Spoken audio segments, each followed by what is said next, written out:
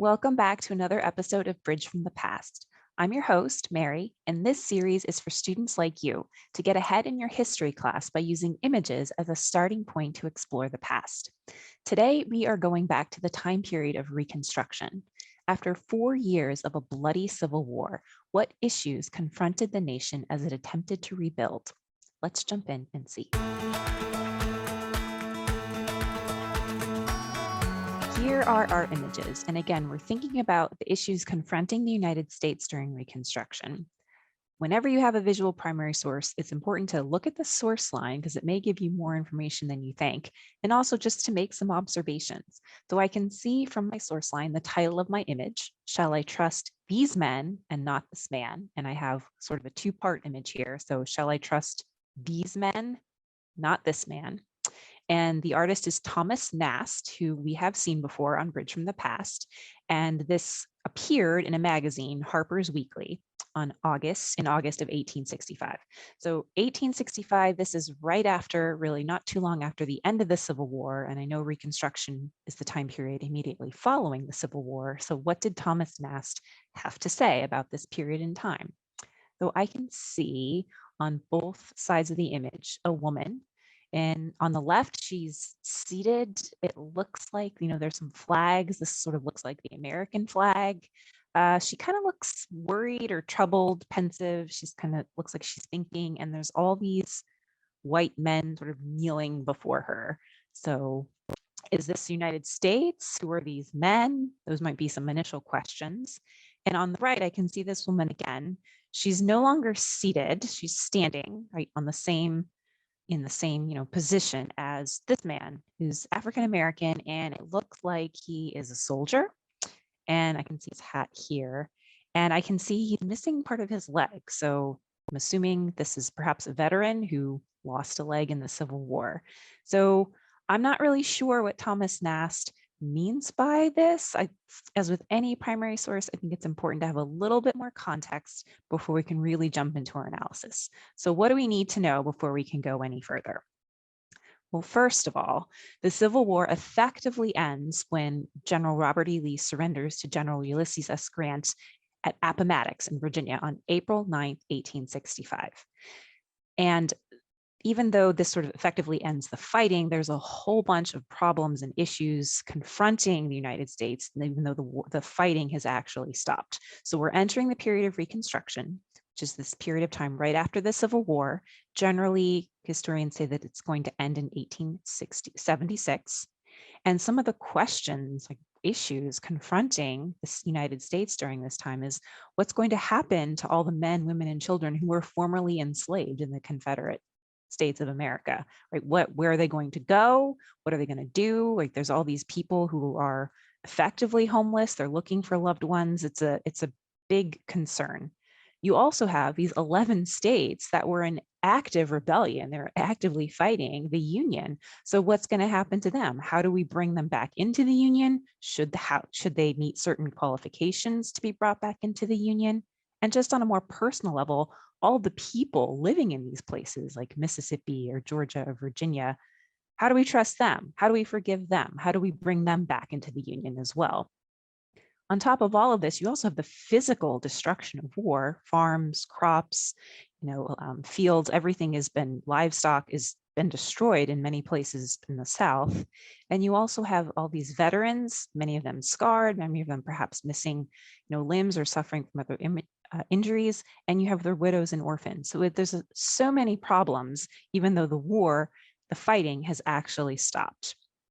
Compounding all of this is that President Abraham Lincoln, who basically was at the helm, he was in charge during the Civil War, is tragically shot on April 14th. So it's really one of these tragic ironies in history is that not very long after the surrender, he's shot and then he dies the following day. So you have serious issues to be dealt with after the end of the fighting. And the man in charge is now President Andrew Johnson, who was, Lincoln's vice president. And Johnson was really not the same man as Abraham Lincoln in a variety of ways. So this is just sort of setting the scene. Now let's go back into our image and see what we can tease out. So again, this is not too long if I'm looking at the date here. This is just a few months after the end of the actual fighting. So all the war, the fighting, the conflict is still very fresh in everyone's minds. Harper's Weekly was a magazine, as the name would imply. It's published weekly. It's going to have foreign and domestic news. It will have essays. It will have illustrations. It's published in New York. And Thomas Nast is one of its most famous illustrators for Harper's Weekly. His illustrations featured in the magazine for over 30 years. So what does Thomas Nast have to say about some of these questions? Let's start with the image on the left. So I'm going to try to zoom in a little bit here. Let's zoom in on what it's actually saying. So as the name implies, right, of the cartoon, Columbia, which is the woman, says, "Shall I trust these men?" And it says, "Pardon." So this speaks to this question of how are we going to fold in the leaders and the states of the former Confederacy? Do we pardon them? How should we pardon them? Andrew Johnson was actually very lenient in allowing Confederate leaders back into the Union. And Thomas Nast seems to be a little bit critical of this. I'm going to zoom in again on Columbia's face. So Columbia, again, is this female personification of the United States. You can see she's got the stars and stripes here on her shield. She's wearing a crown. So she's sort of like a female Uncle Sam. And Columbia comes from the idea of Christopher Columbus, who was at the time considered the first European to discover the New World. So that's where the name Columbia comes from. She represents the United States going all the way back to our time as 13 British colonies. So this is sort of the personification of the United States. She's kind of seated on the throne here. I can see an eagle on her throne here, and she's looking down on these men who they have their hands clasped, and they're basically asking for pardon. They're asking for forgiveness. And if I zoom out again, all of these men in the picture are actually Confederate notables. And the most recognizable one to me is this guy right here. This is Robert E. Lee. So you can see Robert E. Lee has laid down his sword. He's sort of laying down his flag. Should Robert E. Lee be pardoned? Should he be brought back into the Union?